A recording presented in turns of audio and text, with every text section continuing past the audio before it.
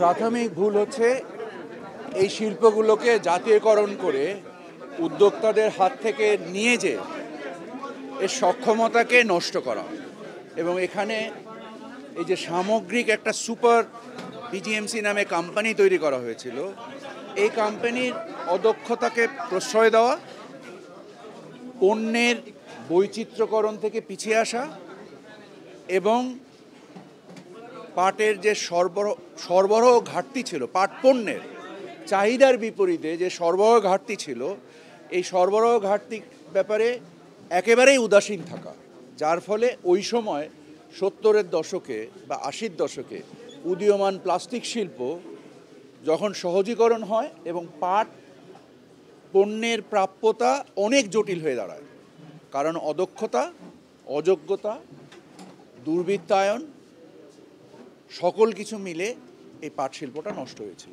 না, এই ভুলের আশঙ্কা করি নাই। পরবর্তীতে পাট শিল্পে যে ঘটনাটা ঘটেছে সেটা হচ্ছে যে পাটকে নিয়ে অসত্য অনেক রঙিন স্বপ্ন দেখানো হয়েছে, যার কোনো বাস্তবতা নেই। এই রঙিন স্বপ্ন দেখানোটাই মানে যারা এই অযোগ্য অদক্ষ লোকজন যখন তাদের কাঙ্ক্ষিত কর্ম তারা দেখাতে পারেনি, তখন তারা অনেক ধরনের রঙিন অসত্য স্বপ্ন দেখিয়েছে। এই অসত্য স্বপ্নগুলো যেন আমরা না দেখি, আমরা যেন সত্য বাস্তব আমাদের শিল্পের জন্য যে সহায়ক নীতি সহায়তা, উদ্যোক্তাদের বিনিয়োগ এবং তাদের নেতৃত্ব, সাথে আমাদের যে 71টা ইনস্টিটিউটে আমরা যে হাজার হাজার টেক্সটাইল গ্র্যাজুয়েট তৈরি করছি, তাদের যে ফাংশনাল নলেজ, এই তিনটার যে সমন্বিত এক প্রচেষ্টা, যার মাধ্যম দিয়ে আমরা যে $100 বিলিয়ন একটা লক্ষ্য অর্জন করতে যাচ্ছি, এই লক্ষ্য অর্জনটা যেন ওই রঙিন স্বপ্নের মতো ফানুস না হয়। 15 কোটি টাকার আমরা একটা রিভলভিং ফান্ড ক্রিয়েট করেছি। আমরা আরও অতিরিক্ত টাকা জলবায়ু ফান্ড থেকে পরিবেশ উপদেষ্টা আমাদেরকে কমিটমেন্ট দিয়েছেন, আমরা এই টাকাটা ডিমিনিশিং ব্যালেন্সে খরচ করছি।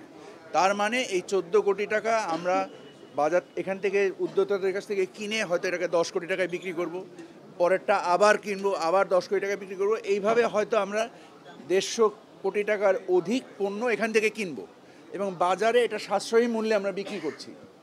আমরা বাণিজ্য মেলাতেও আমরা এবার সিদ্ধান্ত নিয়েছি 10 লক্ষ পিস আমরা এই ব্যাগ বিক্রি করব।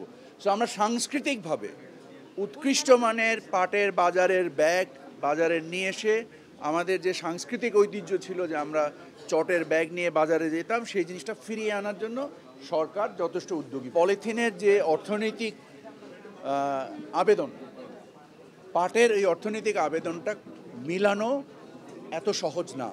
সো আমরা এই কারণেই নীতি এবং আমাদের সক্ষমতা উদ্ভাবন দিয়ে আমরা এটাকে সমাধান করার চেষ্টা করছি।